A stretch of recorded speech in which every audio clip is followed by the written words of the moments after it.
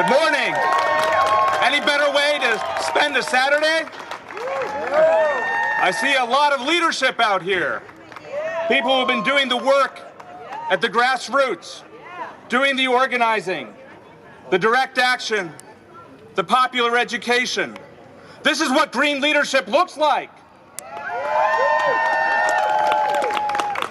And I live in Santa Barbara, but I come from a state where the Greens have been active since the early 1980s, just like here in California, from the state of Wisconsin. And I grew up in a political party, the Green Party, founded by Walter Brissett, the carrier of Black Hawk's Warhammer, of the Anishinaabe, the Red Cliff community in northern Wisconsin. And growing up, I saw what green leadership looked like with Greens on the front lines of the treaty rights struggle. And I got to see what green leadership in elective office looks like. You know what happens when you elect a Green to local office? You get the first minimum wage laws in the country at the municipal level. The fight for 15 did not start in 2015. It started in 2005 in Madison, Wisconsin, Racine, Wisconsin, Oshkosh, Stevens Point, and Santa Monica right down the road, the first city in the country to establish a municipal minimum wage. That's what green leadership looks like. Green leadership looks like sanctuary cities.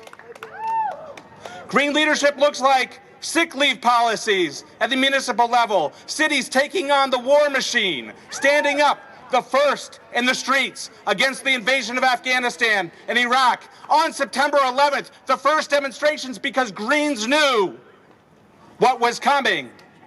We're Greens and socialists and allies across the country. That's what green leadership looks like. And that leadership is needed now, and it will be needed in January, because I'll tell you, if, Gaia forbid, Hillary Clinton is elected president, we will need an organized opposition movement and an opposition party in this country, and the Green Party, stronger, growing, can provide that leadership. And if Gaia forbid Donald Trump is elected president, you cannot count on the Democratic Party to provide effective leadership. I spoke with Representative Barbara Lee after she cast the lone vote against the authorization for the use of military force. She was the only member of Congress to stand up against the war machine. Greens were there. We need Greens to be there to stand up against Donald Trump. If Gaia forbid, he should be elected, just like we did against fuels. 200,000 people die every year.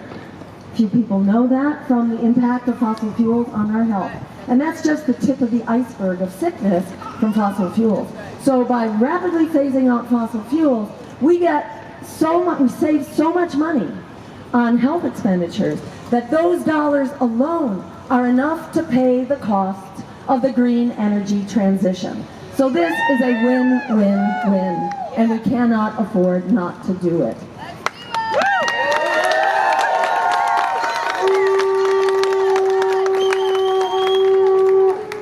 And just a couple other quick mentions.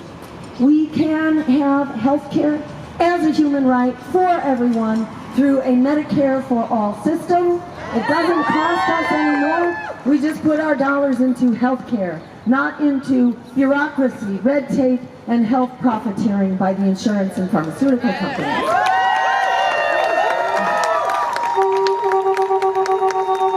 We call for a welcoming path to citizenship for the immigrants who have always been at the core of our economies and our communities.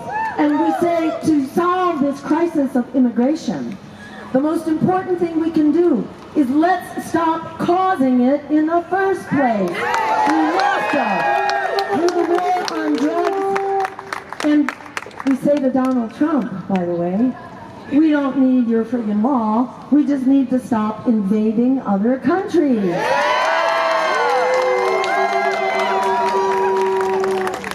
And finally, we need to put an end to the abuse of Black Lives Matter and ensure not one more death at the hands of abusive police.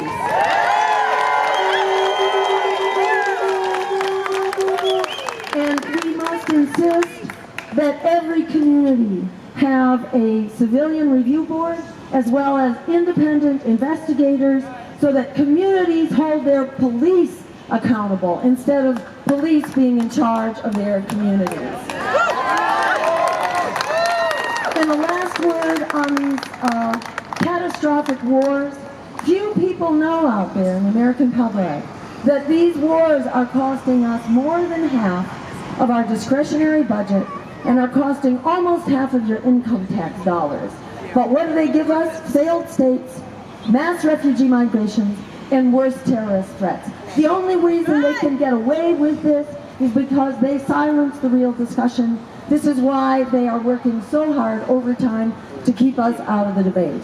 But they ain't gonna do it. No, they're not. We are going to be heard because the American people now more than ever say that we will not go silently into this dark night. We will not accept this propaganda that tells us we have to vote our fears rather than our hopes. And Allison, could you just bring me a quick drink here? I am feeling that California drought right now. And we have to be sure we are all going to have enough to drink, or we'll all be feeling boozy like I am at the moment here. So let me just say, this is the time for us to stand up and reject that lesser evil. Because in fact, the politics of fear delivered what? Everything we were afraid of. And give me just a moment to rehydrate.